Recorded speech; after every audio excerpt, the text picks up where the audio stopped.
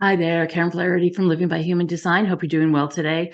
Today we're going to be talking about the gate 30, which is the gate of intensity or desire, and just in time for Valentine's Day. Okay, so we've got the Sun in Gate 30. It started on February 13th and it goes until February 18th, including Valentine's Day. And we've got the Earth in the Gate 29, which is all about commitment. So the commitment is down here coming off the top of the sacral, and the Gate 30 is coming off the bottom of the solar plexus. And we've got quite a bit of emotional intensity this week because we've got, for the first few days, we start the week with this configuration where we have the throat defined, the solar plexus defined, and the root defined. So if you have any of those open, I happen to have all three open, you will now have them defined, or at least the feeling of that definition, right? And then on Friday, Mercury moves out of the gate 41 and into the gate 19. And so the channel of recognition goes away. So what we've got down here is the channel of recognition. And up here, we've got the 35 and the 36 for the channel of transitoriness. And those, the transitoriness will stay. And in fact, that stays until the 22nd of this month of February. And that means that the throat and the solar plexus will stay defined. And that will make all of us feel as if we're manifestors. Over here, it makes us feel as if we have the root center defined, and that gives us a little more of a groundedness and a feeling of perhaps stability, groundedness, feeling like you don't need to rush as much. Those of us who have the open root center always are rushing around, and so that might not be the case as much this week. So with the Sun in Gate 30, it's called desire or intensity. It's feelings or the clinging fire in the original I Ching. And so this is for freedom recognized as an illusion and limitation accepted as fate. It's a very intense energy that is connected to the solar plexus, and it's about feelings. It's about our feelings. It's about hunger, basically.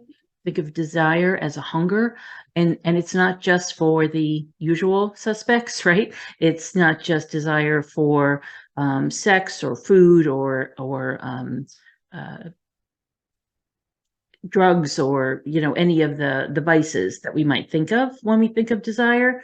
It's really more about really the desire for evolution. It's the desire for change. It's the desire for desire, actually, or the hunger for desire, or the desire for hunger. It's, it kind of goes each way. And the irony here is that we think that it can go away if we get what it is we want. So if we get the drugs, or we get the alcohol, or we get the sex, or we get the food, or we get whatever it is we think we're desiring more than we should, perhaps, then we think that we'll be sated. We think that we'll be at peace. And that's never the case. What happens is we'll always have desire. It just is an ongoing thing. And so it's there to help us evolve, to help us solve our problems, and to help us move on to the next thing. The Gate 29 is all about commitment, and it's also called the abysmal or perseverance, because basically it's the gate of yes. It's you make a commitment and then you feel like you have to keep going with it. You have to follow through. You have to keep on with whatever it is you committed to. And so they describe it as the deep within the deep. Persistence, despite difficulties, has its inevitable rewards. In other words, if you keep on keeping on with that commitment, you will get to the end and you will get to the reward that you were anticipating. In the Gene Keys, they call it half-heartedness is the shadow, because if we don't do things in a committed way, we're doing them in a half-hearted way, right? And that shows. People see that. Commitment is the gift and devotion is the CD.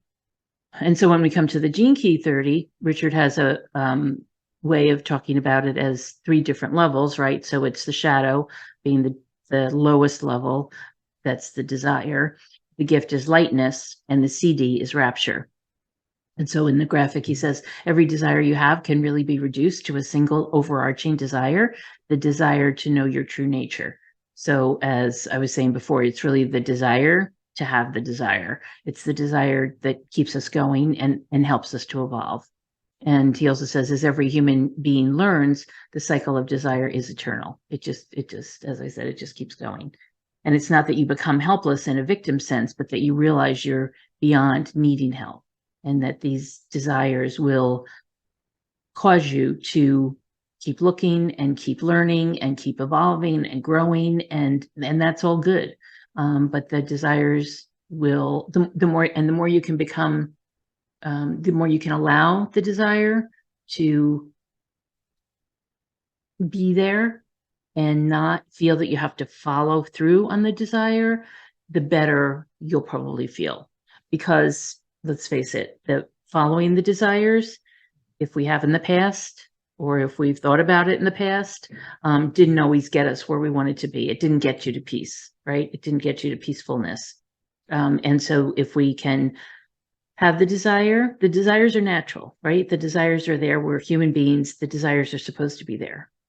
But if we're following through on all those desires, as we'll see with the personality that we're taking a look at this week, Chris Farley, when you follow through on all the desires, that doesn't necessarily get you to happiness either. So Richard's just saying, have the desire, follow through on the desires you want to, follow through on the ones that feel most appropriate, that fit your moral compass, and that bring you to where you think you want to be, and then allow those desires to keep going. In other words, the desires aren't going to go away until we're dead. I always like to say, there's nothing wrong with looking, right? I'm not, when I stop looking, I'll be dead. It's natural, it's human nature to be looking, to be searching, to be, watching out for anything new that's coming up, anything new that's passing by, anything, that piques our curiosity. It's all natural. It's all just part of who we are, but that it's supposed to help us to get to evolve in whatever that is for you. So we've got a number of people this week. I did pick Chris Farley to take a look at his chart, but also you can see that these are people who are relatively intense personalities, right? Michael Jordan, Yoko Ono, John McEnroe, Paris Hilton, Toni Morrison, Frederick Douglass. I mean, not one of them is, even though they're personalities in their own right, they all have this gate 30 right up in their conscious sun, and that makes them intense. And that makes them people who, Thomas Watson Jr., or Senior, sorry, who was the original or the first CEO of IBM. They're all intense figures. Susan B. Anthony, Louis Comfort Symphony, all intense in their own ways, in their own industries, in their own niches, and they made a mark as a result. So we're taking a look at Chris Farley today. He's a comedian and actor. He was born on February 15th, 1964, died at the age of 33. He was born in Madison, Wisconsin. He's a projector with a 2-4 profile, which was interesting to see. He was the right angle cross of Contagion. And as you may or may not know, he was in Chicago's Second City, and then he moved on to be a cast member at Saturday Night Live for 5 years. He died when he was 33 in 1997 from an overdose. He had left Saturday Night Live at the end of the 95-96 season. And he was in a number of movies and made his mark as a very energetic and physical comedian. Right. He was very agile. He had been on the football team and was somebody who really knew how to use his body in a way that was funny and comical in a lot of the sketches that he did, especially for Saturday Night Live. Those are the ones I'm more familiar with. But he was in a number of movies as well with Adam Sandler and David Spade and, a number of his friends and cronies from Saturday Night Live. The last one was with Chris Rock, I believe. And so he made his mark, and he did have that 30 up in his conscious sun, 29 in the conscious earth. But he was here to make a creative mark. He had the 1-8 in his between the G center and the throat, which is all about making a creative contribution to the world. And this is in a very, in kind of a big sense, especially when you have the entire channel. But I will say that while he had the throat defined and the G center defined, so he kind of knew where he was going, he knew what he wanted to do. He did, and he also had the 13, which is the listener. This channel that goes from the throat to the G center can be a bit of a challenge, because it's the kind of thing where when you get criticism, you take it to heart. And so as a kid, he was overweight. He did go out for the football team so that he could get past some of that criticism for his weight. But he was always trying, he was, basically trying to get people's attention by being funny. And he parlayed that into a career. The most poignant quote I read was that he never knew if people were laughing at him or with him. And he was just always trying to make people laugh so that they would feel better. That's what he felt was his purpose. That's what he was here for. But he had a lot of problems with drug abuse and addictions, basically, with food, alcohol, and drugs. And that's kind of shown in the or can be a possibility through the 4130, which is that channel down here, which is the channel of recognition. So the 41 is the gate of creativity, and then the 30 is that gate of intensity. And that gate of intensity or desire can be the desire or the hunger for lots of different things. And as I said before, if it's not, as we try to appease it, basically, appease those desires, sometimes it leads us down the wrong path. And unfortunately for Chris, he was in and out of rehab quite a bit, all different kinds. He was 17 times he was in and out of rehab for drugs, for alcohol, and for food addiction.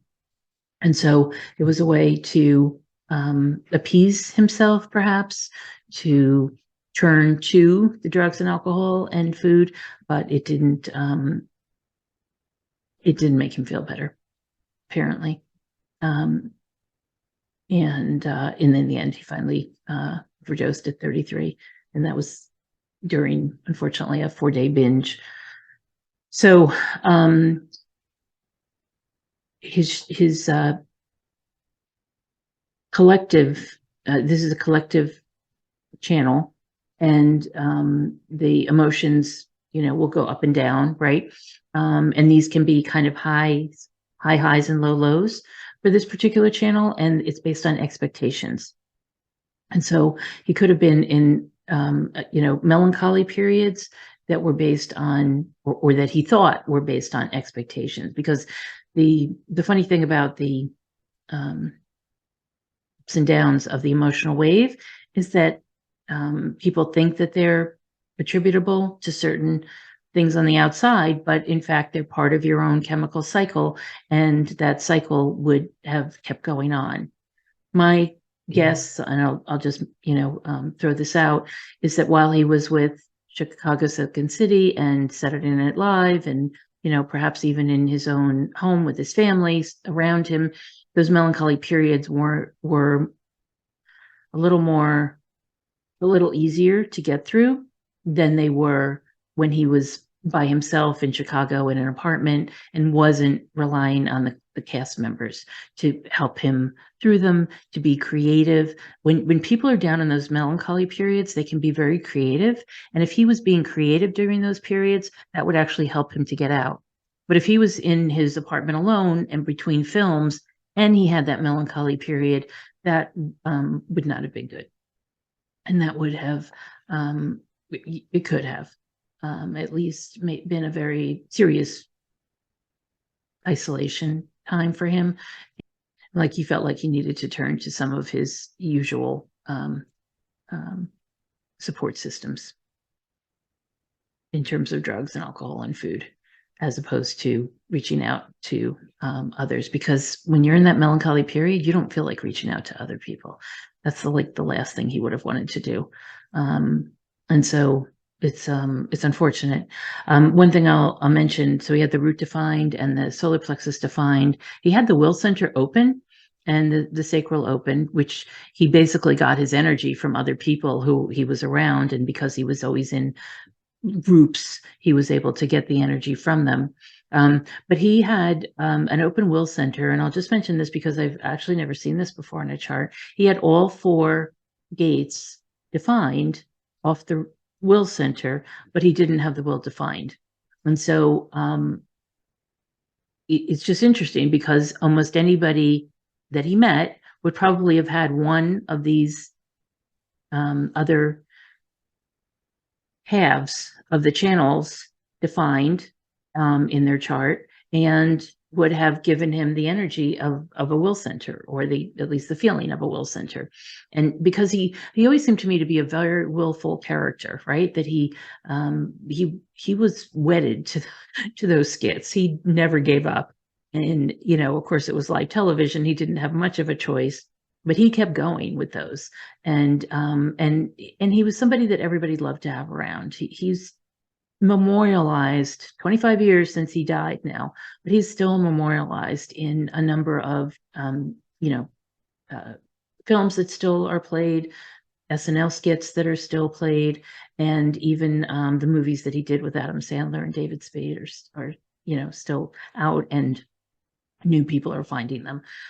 So he's still known, he's still remembered, and he has a legacy that will, I think, carry on for a number of years. It's not the comedy for everybody, but for many people, they enjoy seeing him. And so I hope that he realizes now that people were laughing with him and not at him on SNL. So I hope you have a wonderful week. Have a great Valentine's Day. And don't just remember that this is an intense time emotionally, and that gate of desire will be there for both the intensity and the desire. And I hope you enjoy your week, and I'll see you next time. Take care.